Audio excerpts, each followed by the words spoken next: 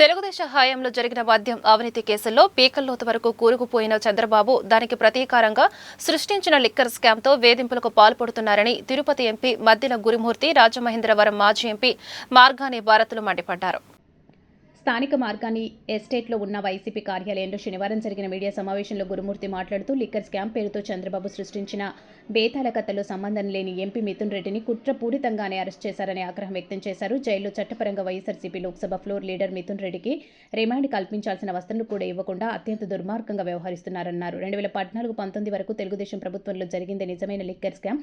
Cabinet అనుమతులు లేకుండా ముడుపులు తీసుకుని ఆర్థిక మినహాయింపులు కల్పించారని ఆరోపించారు. మార్గాని మాట్లాడుతూ రిమాండ్లో ఉన్న ఎంపీ మిథున్ రెడ్డికి తన సోదరి రాఖీ కట్టేందుకు కూడా అనుమతించకుండా వ్యవహరించడం దుర్మార్గమన్నారు. వైసీపీలో కీలకంగా వ్యవహరించే ప్రతి నాయకుడికి ఏదో ఒక కేసులో ఇరికించి జైలుకు పంపాలనే కుట్రను 14 నెలలుగా అమలు చేస్తున్నారన్నారు.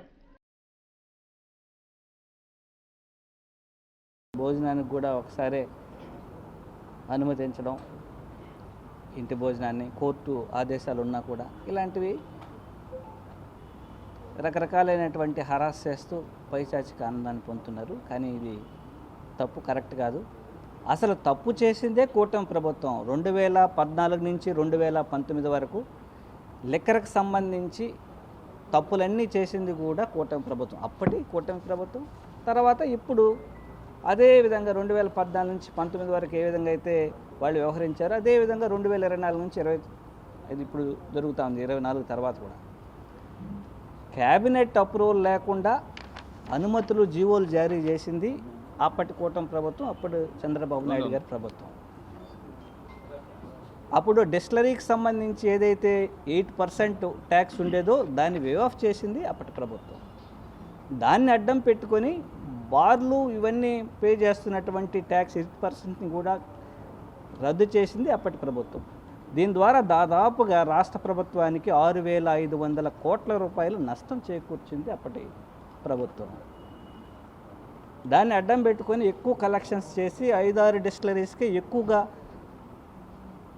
మద్యం కొనుగోలు సంబంధించి అవకాశాలు ఎక్కువగా ఒక 5-6 డిస్టిలరీస్కే అవకాశాలు ఇచ్చారు.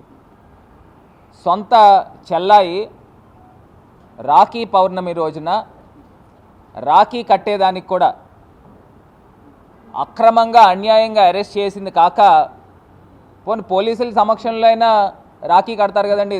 దగ్గరగా నాకు తెలిసి 30-35 ఏళ్ళు కలిసి ఒకే తల్లి కడుపున పుట్టిన పిల్లలు, మరి వాళ్ళు రాఖీ పండగ రోజున రాఖీ కూడా జరుపుకోనివ్వకోకుండా ఏముందండి, ఇప్పుడు రాఖీ కడతారు. పోలీసుల సమక్షంలోనే రాఖీ కట్టి ఒక తిలకం పెడితే ఈ బంధాన్ని మనం ఎంత గౌరవించిన వాళ్ళు అవుతామండి, హిందూ సాంప్రదాయాన్ని. తప్పే ఉందండి, నాకు అర్థం కాల. కనీసం రాఖీ కూడా ఎలో చేయలేని పరిస్థితుల్లో ఇవాళ ఈ కూటమి ప్రభుత్వం అని కూడా కాదు, తెలుగుదేశం ప్రభుత్వం. ఎందుకంటే ఈ కూటమిలో మిగతా వాళ్ళకి ఎవరికి కూడా పెద్ద వాయిస్ లేదు, వాళ్ళు ఉన్నా లేనట్టే కింద పరిగణిస్తూ ఉన్నాం. ఈ తెలుగుదేశం ప్రభుత్వంలో జరుగుతూ ఉంది. ఒక్కసారి ఆంధ్ర రాష్ట్ర ప్రజల అక్క చెల్లెమ్మలు అందరూ కూడా ఒక్కసారి దీన్ని గమనించాల్సిందిగా కోరుతా ఉన్నా.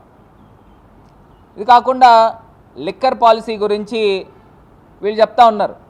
అసలు కనీసము నీతులు చెప్పడానికైనా కనీసం సిగ్గుండాలి కదండి.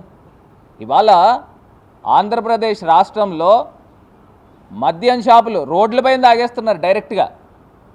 అక్కడ మద్యం షాపు బయట నుంచుని గ్లాసులు అక్కడే పెట్టేస్తున్నారు, డైరెక్ట్గా ఎత్తేసి అక్కడే గ్లాసులు పెడతా ఉన్నారు. డైరెక్ట్ నడి రోడ్డు పైన వ్యవహారం జరుగుతూ ఉంది. పర్మిట్ రూమ్లు, ప్రతి బ్రాందీ షాప్కి పర్మిట్ రూమే. డైరెక్ట్గా ఓపెన్గా అక్కడ లోపల కూర్చోబెట్టి యథేచ్ఛగా తాగిస్తూ ఉన్నారు. వీధికి ఒక బెల్ట్ షాపు నిర్వహిస్తూ ఉన్నారు రాష్ట్ర వ్యాప్తంగా. ఇది ఓపెన్గా జరుగుతుంది. వీళ్ళు మళ్ళీ సిట్టు గురించి చేసాము, మద్యం అక్రమాలు జరిగినాయి అని వీళ్ళు మాట్లాడుతూ ఉన్నారు. అసలు నాకు అర్థం కావట్లే. దొంగ అని చెప్తున్నట్టు చందంగా ఇక్కడ కనబడుతూ ఉంది. బాబు గారు చేసిన మద్యం దోపిడీ నెవర్ బిఫోర్, ఇంకా ఎవర్ ఆఫ్టర్ కూడా ఎవడు కూడా చేయలేడు కూడా మీకులాగా.